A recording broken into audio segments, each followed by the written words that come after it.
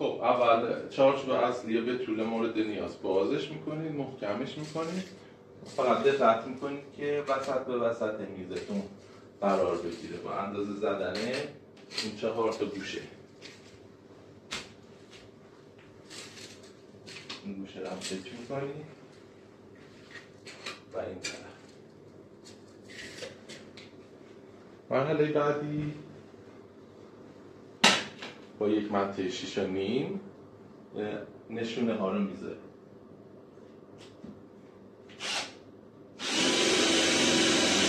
و مراقب باشید تکون نخوره.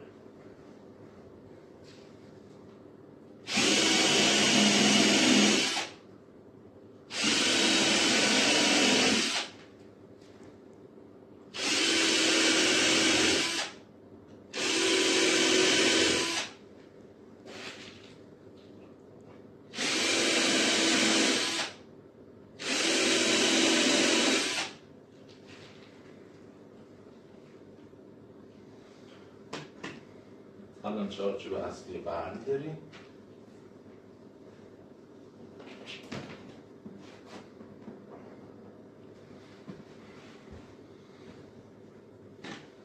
و با یه مقطعی بزرگتر سایز 8 سوراخ‌ها رو بزرگتر می‌کنیم. یه نشونه هم می‌ذاریم که از اون حد بیشتر سوراخ نشه.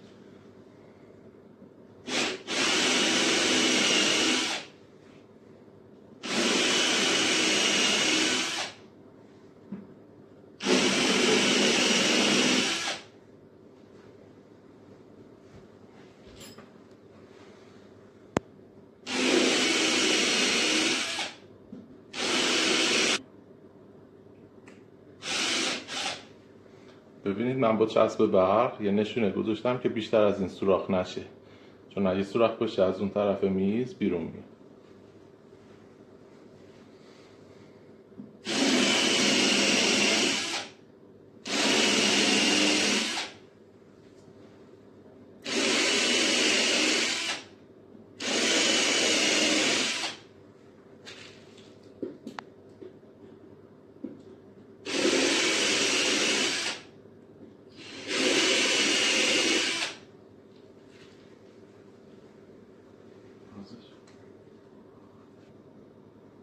خب با جار برقی تمیزش کردیم و یه مقدار چسب، من چسب 2 قلو استفاده میکنم، درست میکنیم برای که بتونیم رو پیچ تو پیچ ها رو ببندیم.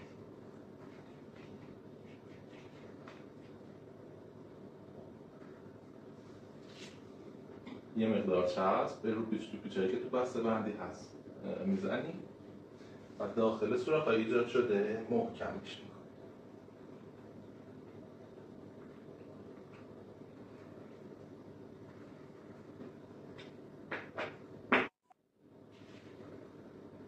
یه مقدار چسب میزنیم به رو پیچ تو پیچ های داخل بسته بندی با آچار آلنه مخصوص خودش. میتونید چسب هم استفاده نکنید، ولی خب اگر استفاده کنید محکم تر میشه.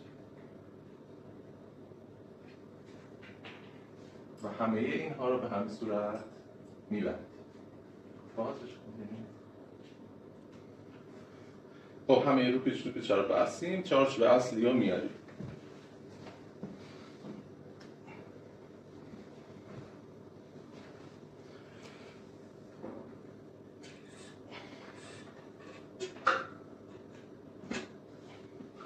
چارچوب اصلی دقیقاً سر جای خودش قرار میدیم.